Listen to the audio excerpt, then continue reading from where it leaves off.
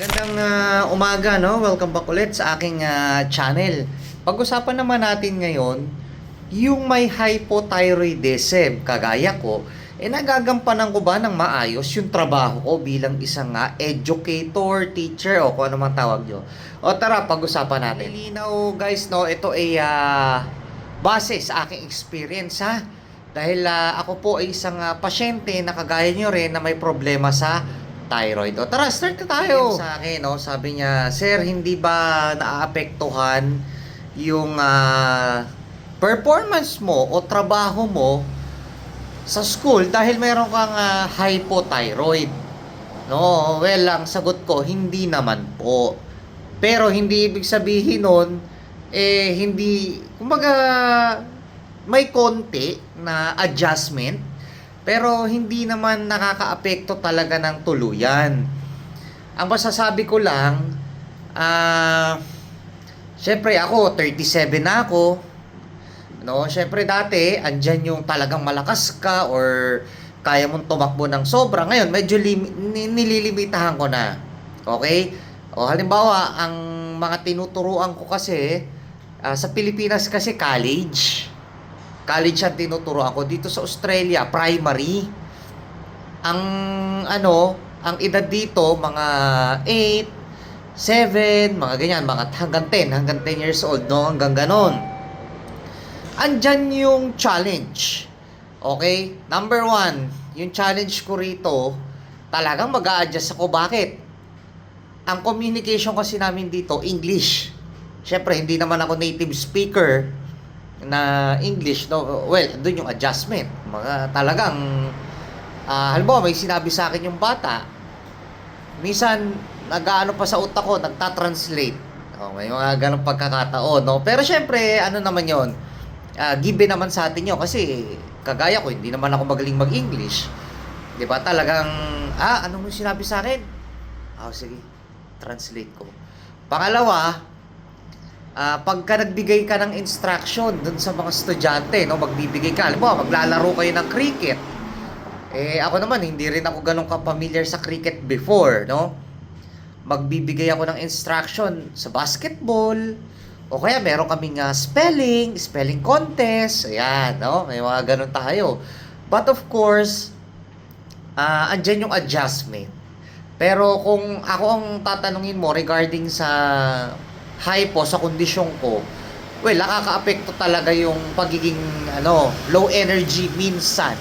Kaya kailangan bago pa lang yung activity namin, o halimbawa bukas ang activity namin football o kaya itong basketball, inaagahan ko na. Andyan na yung nagwa-warm up ako sa school na mas maaga, let's say 1 hour before the class nandun ako, mga gano'n, no? Diyan na yung preparation ko.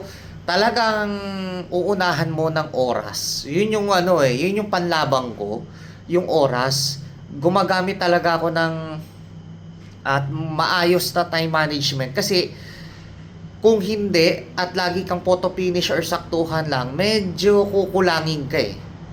Sa akin kasi gusto ko preparado ko bago ang lahat. Okay, alam ko may mga itatanong sa akin yung mga estudyante. Ako naman, syempre kailangan prepared ako doon. So, ganun lang, no? For me, nakakaapekto siya yung pagiging low energy or minsan yung brain fog na tinatawag. But of course, sabi ko nga sa inyo, may mga paraan naman para ma-prevent natin yun. Okay? Pagdating naman sa performance, guys, no, lalo na sa atin na may hypothyroid, ang masasabi ko lang talaga, nakakatamad minsan. Hindi ko naman maitanggi sa inyo yan or hindi ko mailihim. Talagang totoo, nakakatamad. Talagang low energy ka. Andyan yung brain fog, no? Well, ang masasabi ko lang sa inyo doon, talagang kailangan natin siyang panlabanan. Kasama po siya sa adjustment natin. Kasi ako talagang ang trabaho ko is sa academe, no? Andyan yung syempre magpe-prepare ka, magre-research ka. Kailangan mong hanapan ng mga workaround kung ano yung mga dapat. Kasi may mga estudyante na hindi mo mapiplease lahat. For example, ang way mo, way B. ang gusto nila, way A. May mga ganon, no? Kailangan may mga workaround talaga tayo. May mga pagkakataon din na andyan yung hindi mo agad maiintindihan yung situation. May mga pagkakataon na kung ganon.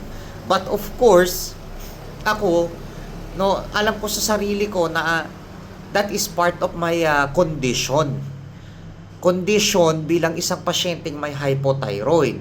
Magkakaiba rin naman kasi talaga tayo ng profesyon, no? Merong yung iba sa inyo, may engineer, may nurse, may medtech, may tawag dito, may pharmacist, may accountant, no? May mga ganyan tayo. But syempre, kung ano yung alam nating makakabuti sa atin, or lalo na kung may mga payo ang ating mga doktor, no, kailangan nating i-apply. Sa akin, aaminin ko sa inyo, nagagampanan ko naman ng 100% yung trabaho ko bilang isang educator, bilang isang teacher. Kasi andyan pa rin yung dedication ko. Okay? Yun pa rin yung magdadala sa atin. Kung ikaw dedicated sa iyong profesyon, sa iyong trabaho, wala naman pong problema. Ako, mahal ko po ang trabaho ko kasi ito ang bread and butter ko. Nasa Pilipinas po ako, no, ganun pa rin. Dito naman sa Australia, ganun pa rin. At masaya po ako sa ginagawa ko. Kahit po ang kondisyon ko, sabihin natin medyo connected sa energy, connected sa isip, no? Andyan pa rin yung dedication ko. Gusto ko pa rin kahit mahirap, gagawin ko pa rin ng 100% o yung best performance ko pa rin mai-deliver ko sa trabaho ko, lalong-lalo na po sa mga bata. Yun po yung pinanghahawakan ko or sinasandalan ko, no? Siyempre ako may mga may ano na rin ako, may mga experience. Iniisip ko na rin dito yung pamilya ko, no? Kasi aminin na natin, guys, no? Dito kasi sa kalagayan natin, hindi rin naman siya ganun kadali. Okay? Andyan yung nagpapa-check up tayo, andyan yung may maintenance na tayo, but syempre, life goes on. Kailangan nating maging strong. Kailangan nating maging matatag, maging mapanuri. Kailangan natin yan. Ganun talaga buhay eh. Kung ikaw, accountant ka, nagkaroon ka ng ganitong problem kagaya ko, or doktor ka, nurse ka, well, I'm sure nag-adjust din po kayo. No, pare-pareho po tayo nag-adjust. But don't worry, everything is fine. Lahat ng alam mo, gawin mo lang, magiging maayos din ang lahat. Ako nung una, natatakot din ako na, syempre, panibagong bansa to, panibagong hamon. Hindi ko alam kung kakayanin ko, or hindi ko alam kung magiging 100% pa ang performance ko. But because of God, because of our faith kay Lord, amen po. Sobrang natulungan po niya ako, nag-i-enjoy ako. 1 year na ako mahigit sa trabaho, bilang isang educator. Everything is fine. No? Syempre, hindi naman lahat madali. Andiyan pa rin yung gigising ka ng hindi ka okay. Minsan, pakiramdam mo, hindi worthy na nagtatrabaho ka, or hindi worthy na ginagawa mo to. But end of the day, ipakikita sa atin ni Lord, bakit ka nandyan? Bakit hanggang ngayon ang trabaho mo ay magturo? Nakikita ko lahat yun. At nagpapasalamat po ako sa Diyos Ama natin. Okay? Ako ang sasagot dun sa nag-PM sa akin, no, na, Sir, nagagampanan mo ba ng maayos ang iyong trabaho kahit may hypothyroid ka? Ang sagot ko, yes, nagagampanan ko po. Yun lang ang masasabi ko. At masaya po ako sa pinili kong trabaho, profesyon. Masaya po ako na nakakapagbahagi ako ng kaalaman, lalo na po sa mga young guns, sa mga young generation, no? Masaya po ako. Yun lang po ang masasabi ko. So, paano, hanggang sa muli. Maraming salamat po sa inyong panonood at sa walang sawang support. Kayo na po ang bahala.